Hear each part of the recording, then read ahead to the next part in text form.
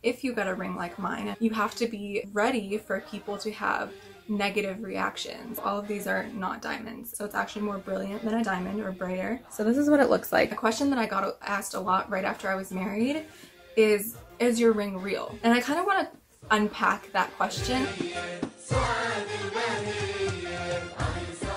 Hello everyone, assalamu alaikum, and welcome back to my channel.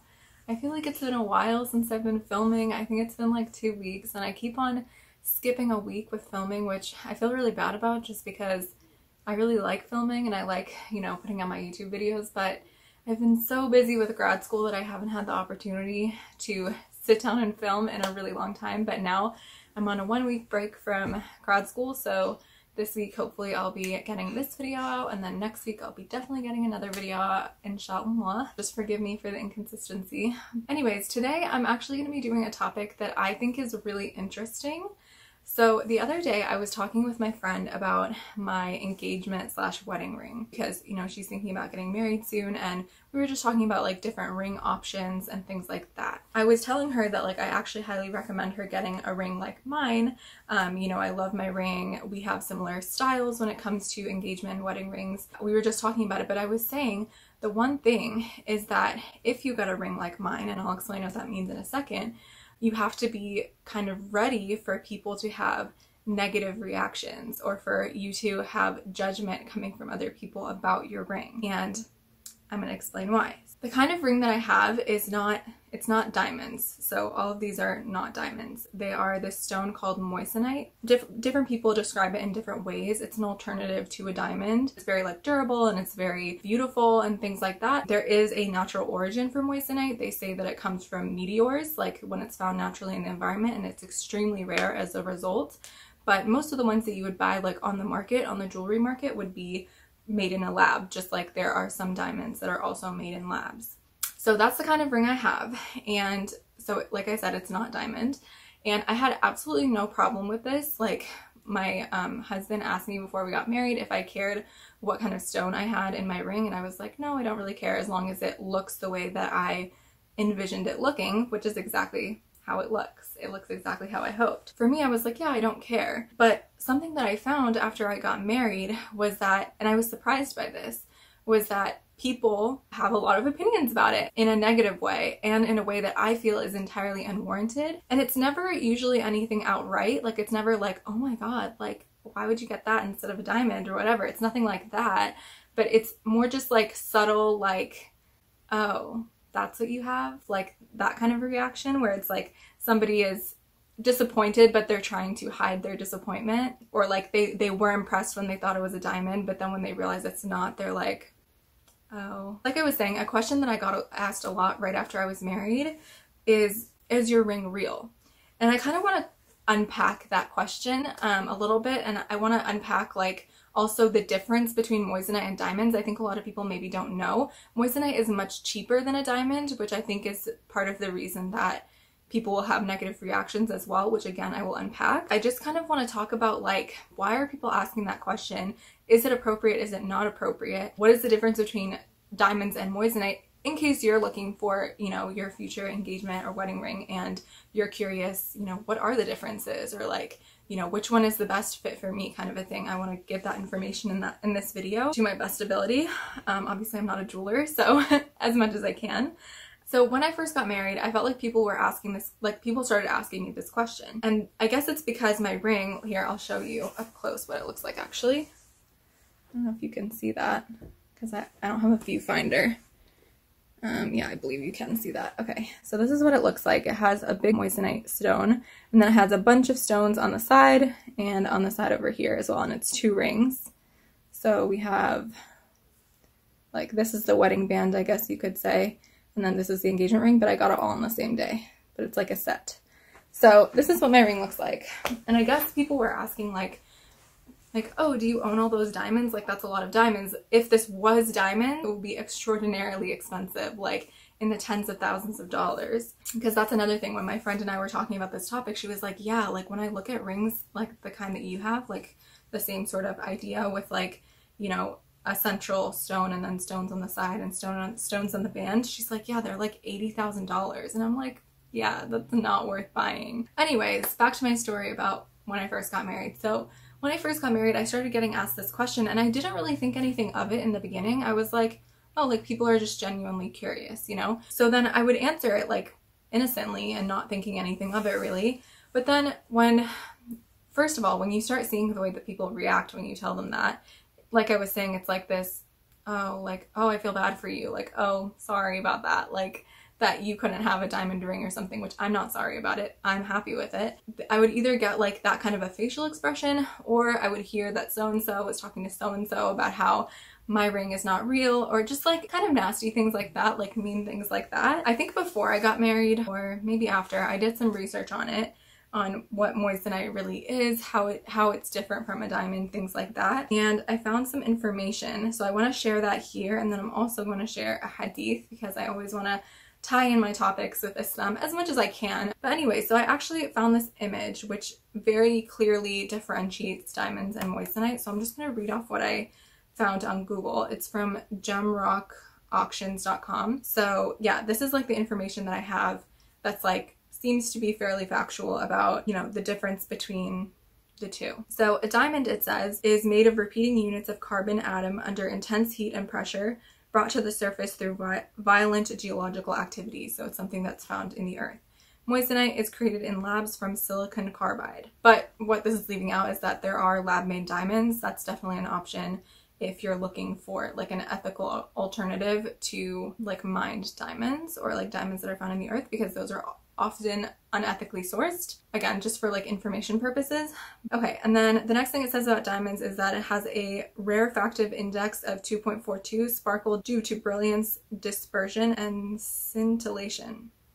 And then for moissanite on brilliance, it says higher rarefaction index of 2.65 as opposed to 2.42 of the diamonds, leading to distinct rainbow effect. Faceting patterns causes higher brilliance, so it's actually more brilliant than a diamond, or brighter. Then it says about the value of diamonds. High quality diamonds are expensive, can cost upwards of 4,000 per carat, which is crazy. And then it says about moissanite, can cost up to 90% less than a diamond, more expensive than other diamond simulants, so I guess something that simulates a diamond, with a carat costing about $390 approximately. And then in terms of durability, for diamonds, it says the hardest gemstone, ranking 10 on the Mohs scale, scratch resistant and durable. And then durability for moissanite, it says ranks 9.25 on the Mohs scale, very durable, more heat resistant than diamonds, so it's like almost as durable as a diamond. Origin of diamonds, naturally occurring and lab created,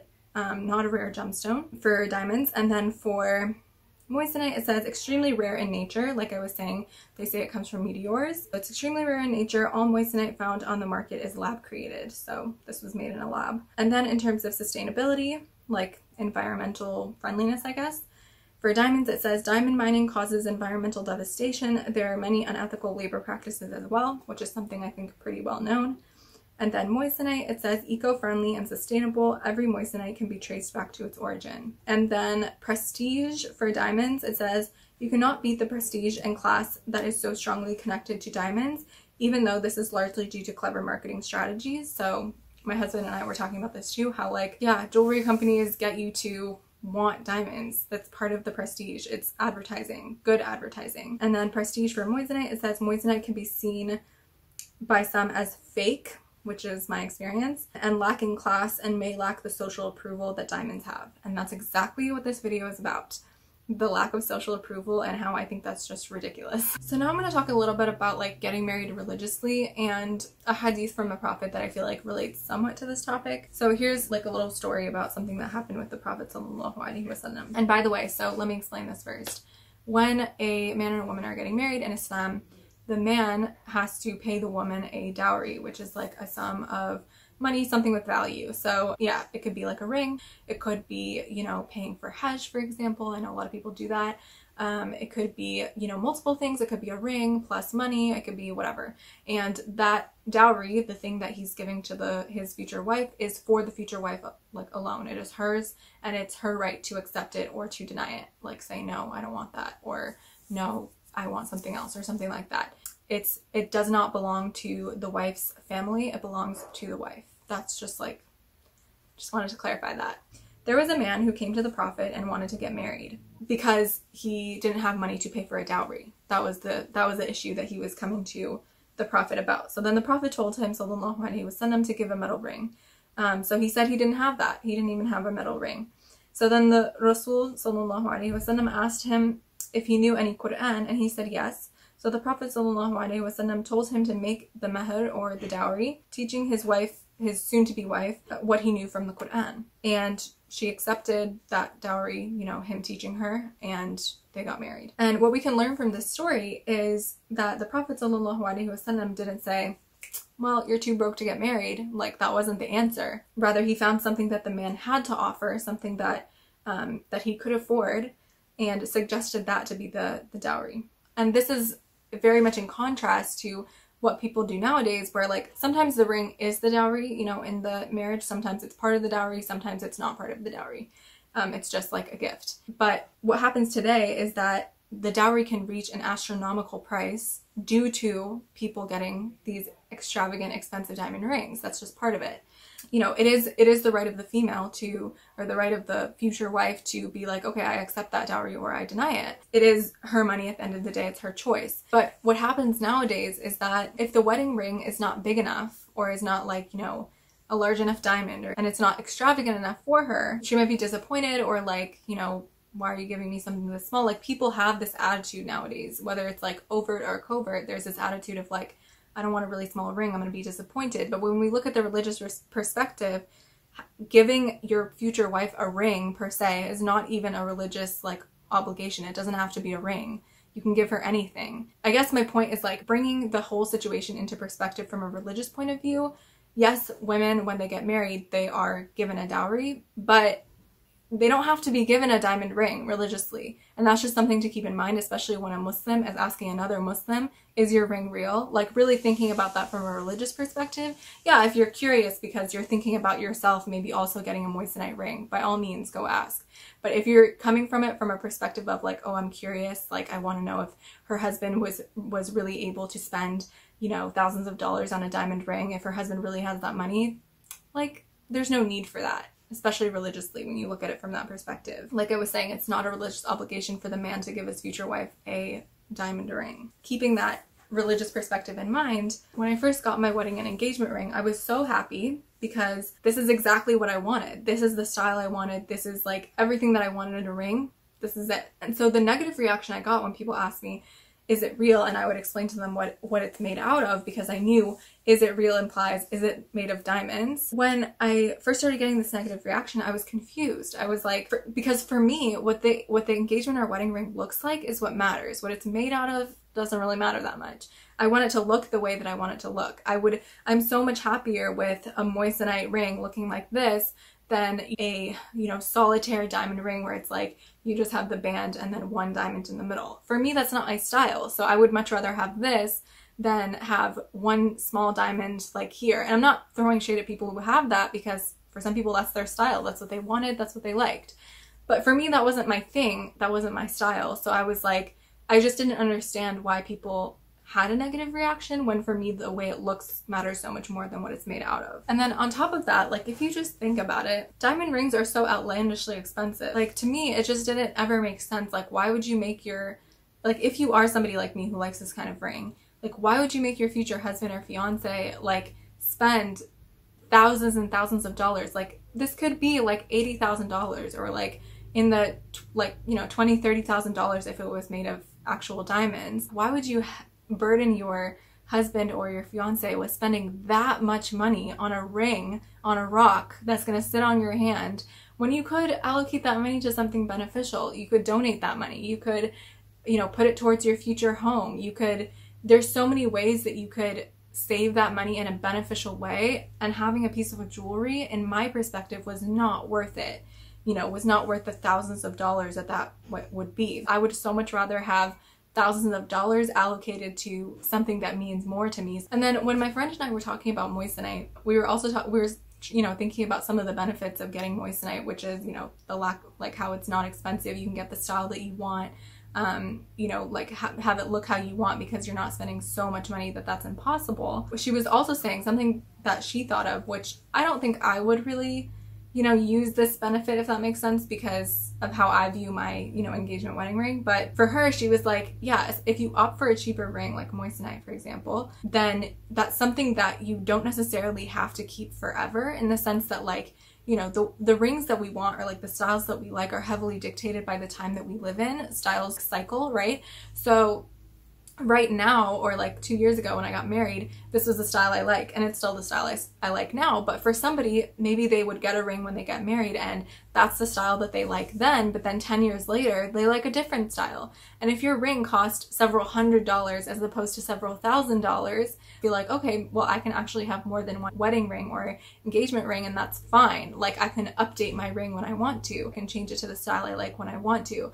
But when you spend $20,000, $30,000, or however many thousands of dollars on a diamond ring, you likely will not feel like you have the ability to do that because it's so expensive, and you would feel guilty like switching out your ring. Now for me, this ring has a lot of sentimental value, so I wouldn't ever do that, and you know, I don't envision myself ever wanting to change it. But I can see for somebody who's, you know, not like me, who has a different opinion about their ring, or just sees it as like, you know, an object, that they might want that benefit. And that's definitely another reason for somebody to opt for moissanite as opposed to diamond. But I guess like something I really want to highlight in this video is that asking somebody if their ring is real is a rude question, because you're basically implying, is this really made out of diamond, and therefore diamond is the only real stone? Is your fiance or future husband like rich enough to be able to afford that kind of a ring? It's implying so many things that are nosy and rude that it just shouldn't be asked. It implies that for some reason, if your ring is not made out of diamond and it's made out of a different stone, that it's fake, and that's not true. This is a real ring. These are real stones. It's not fake jewelry. It's just not made out of diamond. And it also implies that if your ring is real, that's somehow something you should be praised for. And if your ring is not real, is made of something other than diamond, that's not something to celebrate. And it's like, well, if I like my ring, then that's something to celebrate. If it's a beautiful ring, then that's something to celebrate. So again, that question is just rude. And I know this because in the times when I've decided not to tell people what my ring's actually made of, and just been like, yeah, it's real because it is a real ring, I've had a much more positive reaction than when I've decided to explain, oh, it's made out of this thing, and this is like the origin of this thing. And first of all, I felt like I had to explain myself why it's not made from diamond, which I shouldn't feel that way. And secondly, like, I see the reactions that people have, and it's not positive. So I know that people have this kind of like connotation that they shouldn't have, and are asking rude questions that they shouldn't ask. I'm coming to the end of my video. I think I've made my point that, you know, getting moissanite over diamond, in my opinion, is much more worthwhile than getting diamond. I mean, I'm not making this video to ever throw shade at somebody who has a diamond engagement ring. That's not my point. That's not my goal here. Like, if you want diamonds, you do you. I'm judging people who judge other people for not having diamonds. And I'm not even necessarily saying that I myself would never own diamonds. In fact, I do own diamonds. I inherited some. Like I said, I'm not trying to throw shade at people who own diamonds or who want diamonds or whatever. I'm just saying that there are alternatives to diamonds, oftentimes better alternative to diamonds. That's something you should consider. Hey guys, this is editing Najia here. Sorry I look like a hot mess and the lighting is terrible, but it's a very rainy day. So I just wanted to mention one more point kind of my video, was that I don't think that people should ever feel pressured to get diamonds when they're getting married. And I think that was like a main thing that I was trying to illustrate in my video, and I didn't mention it when I was originally filming. But one of the biggest points is that I don't think that fiancés or future husbands should feel pressured to buy diamonds because of society or because it's something that has a lot of prestige. And I don't think that future brides should feel pressured to own diamonds because of the reaction that other people will have if they don't. It's not worth it. Like, you should just get what you like, spend the amount of money you are comfortable spending, and people should not be as judgmental about like what other people choose to put on their finger when they get married, or if they choose to put anything on their finger when they get married. So I came up with a little list to end off my video of like sassy things you can say to somebody if they ask you if your ring is real and you don't want to give them like a straightforward like it's made out of this thing and yeah, whatever. If you don't want to give them like the full story, which can be exhausting when you get asked that question over and over again. So here's a list of some sassy answers in case you're ever in this predicament. Is your ring real? Yep, it's real. Is your ring real? Of course not. That's unethical. Is your ring real? It's not cool to get real diamonds. Everyone knows that. Is your ring real? This is an ethical alternative. Is your ring real? No, it's imaginary. Is your ring real? So yeah, that's basically what I have for you. So I hope you enjoyed this video. I hope it was useful and a little bit funny. Let me know what you think, if you would be more of a diamond ring kind of gal or a moissanite kind of gal, or you don't really know, in the comments below. I'd just be interested, like, to have a convo with people. Maybe somebody has a completely different perspective to me, and I'd also be interested to hear that, why they would go for diamonds over any other alternative. Just curious, and I know this could be useful for a lot of people hoping to get married. Hope you enjoyed this video, and I will inshallah see you guys in next week's video. Assalamu alaikum. Bye. Salamullah ala al-hadi Rasulillah.